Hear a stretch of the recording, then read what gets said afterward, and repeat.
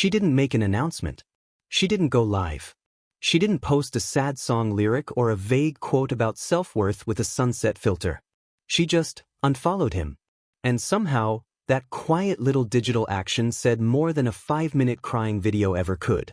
If you've been following the Tom Sandoval and Victoria Lee Robinson situation, and at this point who isn't at least passively tracking it, then you already know that something shifted recently. Something that hasn't been confirmed, hasn't been denied, but is sitting in the air between them like a conversation that never got finished. Let me walk you through what we actually know. And then let's talk about what it might mean. Victoria unfollowed Tom on Instagram. That's the first thing people noticed. Now, in 2025, an unfollow is not a casual act between two people who are actively in a relationship. It's not an accident. You don't accidentally unfollow your boyfriend. Your thumb doesn't just slip onto that button while you're scrolling at midnight. An unfollow is a decision. It's quiet, and it's deliberate, and it communicates something that words haven't been used to say yet. What makes this particular unfollow more layered, and this detail matters, is that Victoria still follows Tom's band page. Just not him personally. And I've been turning that over in my head because it's such a specific and strange distinction to make. It's almost like she's drawing a line between the person and the project. Like she can still tolerate the professional entity but needed to create distance from the man himself. Or maybe it means nothing and I'm overanalyzing a follow list at 11 o'clock on a Tuesday. Both things are possible. But then came the post. Victoria shared something publicly that she described as out of character for her. She said she doesn't usually open up on social media about personal things, and honestly, if you follow her, that tracks, but that the past few weeks had been rough.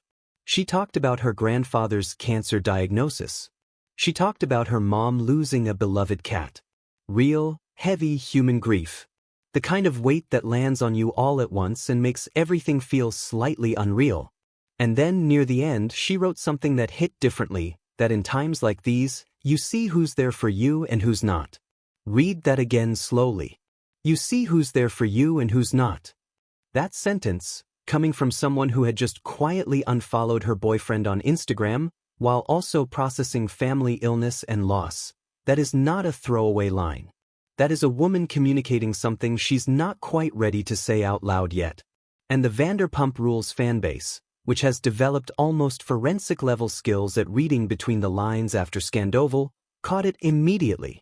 Some people started wondering whether Tom had been emotionally absent during a moment when Victoria genuinely needed him. Whether he had done what people who knew his history feared he might do, prioritize something else or someone else, or just himself, during a vulnerable stretch in her life. We don't know that. Let me be clear, we don't know that. But the way she phrased it, the timing of the unfollow, the silence from both of them since, it all creates a picture that people are filling in with their own anxieties about who Tom Sandoval actually is when the cameras aren't rolling.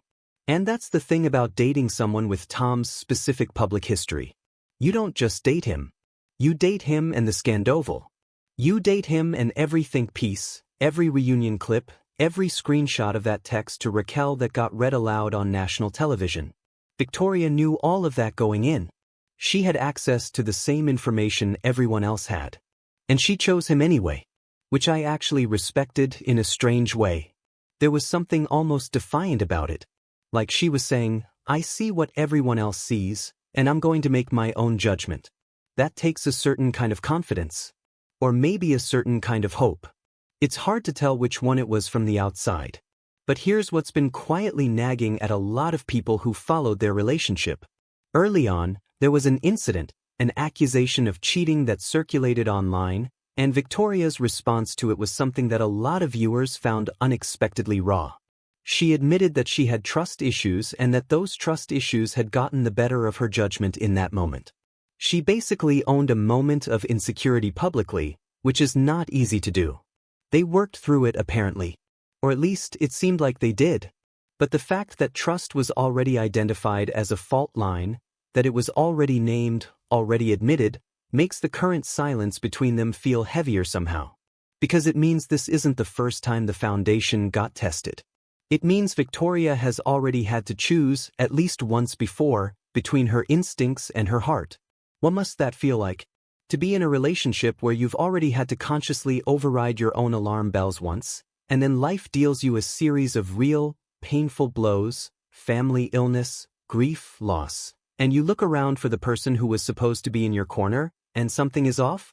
Something feels missing or absent or wrong. That's not just a breakup situation. That's a specific kind of loneliness that leaves a mark. Some fans online have been almost vindicated by this development, and I understand that impulse, but I find it a little uncomfortable to watch. There's something about the "I told you so" energy around Tom that tips over into something that doesn't serve Victoria at all. She doesn't need to be a cautionary tale. She doesn't need to be proof that everyone was right about him. She's a person who took a chance on something and may now be sitting with the consequences of that.